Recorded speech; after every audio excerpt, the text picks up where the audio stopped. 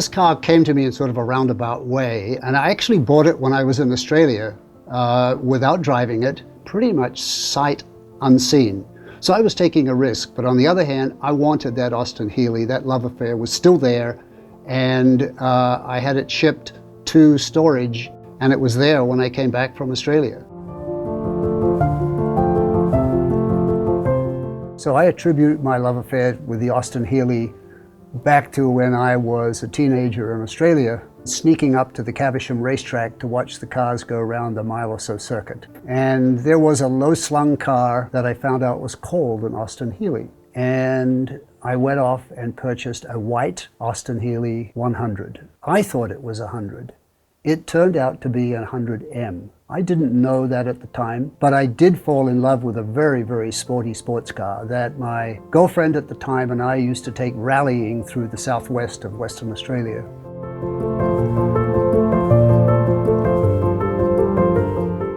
I would say 80% of the car is original. I have a differential that dropped the revolutions by probably 700 to 800, and it is just a transformation for the car.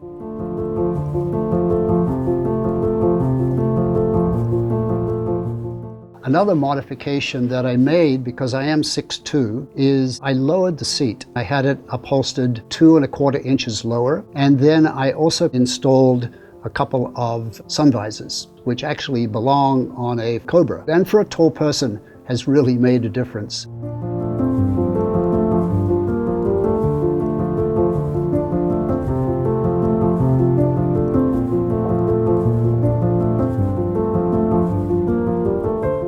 The ice blue color is the original color of the car. This was a close approximation as I could get.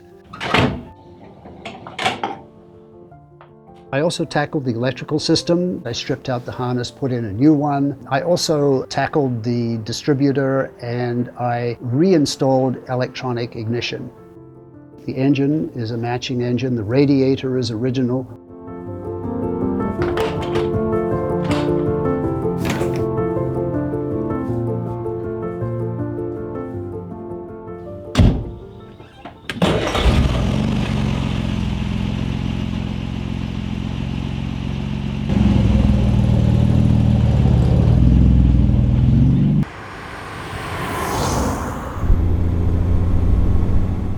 What a unique experience it is to drive an Austin Healey, to drive a 1960s British sports car, designed by a unique man, Donald Healey, and manufactured in haste to export all over the world, including Australia.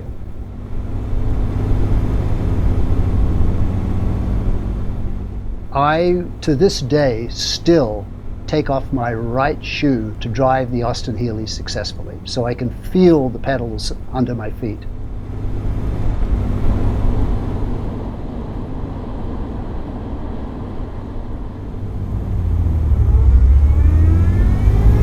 When you're in fourth gear and you click that little switch that operates that overdrive, and those revs drop down, and all of a sudden gliding along 60, 65 miles an hour is a beautiful experience. The hills, the Santa Cruz Hills, rise up and then go down to the ocean. So up through those hills, there are a lot of back roads that are just really good roads to drive on, that certainly allow you to put the Austin Healey through its paces.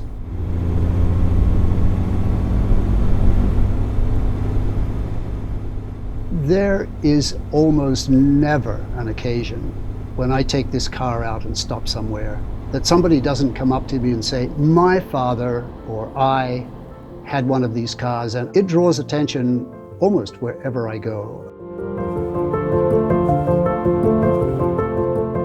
Perhaps my age at some point will drive me out of the cockpit of the car, but until that time, it remains one of the loves of my life.